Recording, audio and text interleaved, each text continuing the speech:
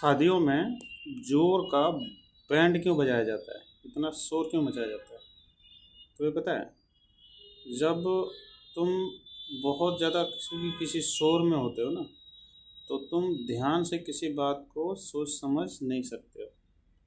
ठीक है, बेहोशी सी छा जाती है।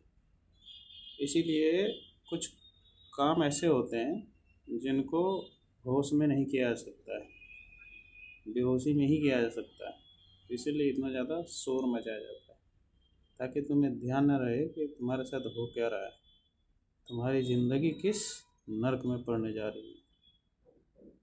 बस इसीलिए इतना शोर मचाया जाता है, ताकि तुम्हारी सोचने समझने की क्षमता जो है वो, समझ गए?